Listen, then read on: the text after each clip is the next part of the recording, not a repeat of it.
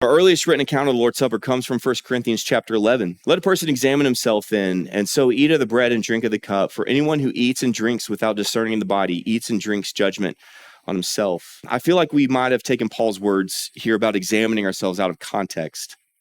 We've turned communion into this ultra individual, silent, private moment where we hush our kids, we bow our heads, we close our eyes so we can have this quiet time with Jesus. We have used this time to examine the sins in our lives and look to offer them up to God at this time. Now, don't get me wrong. That's all well and good. Self-reflection is important. It is necessary. But Paul's concern here wasn't that people weren't being introspective enough. His concern was that the church in Corinth was failing to discern the body, the church body. The rich were eating their fill while the poor went hungry.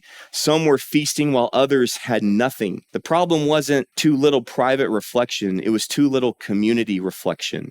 And I fear we've inherited that same mistake. We've made communion all about me examining me while ignoring the body sitting right next to me. You see, communion has these dimensions to it. We have the vertical dimension where we have our fellowship with Christ. But there's also that horizontal dimension where we have our fellowship with one another.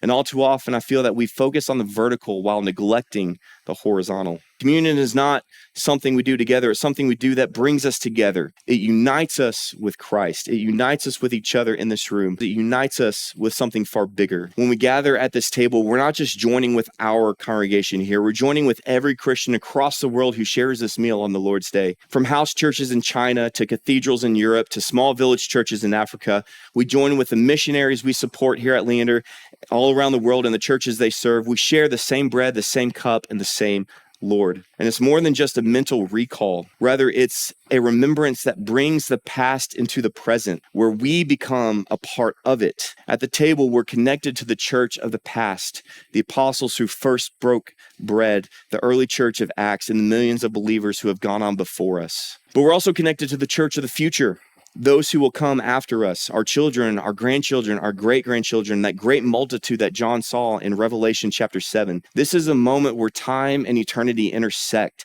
The past, the present, the future all meet here at the Lord's table every time we gather around it. So I guess communion is not only just vertical and horizontal, it's also cosmic. It's fourth dimensional.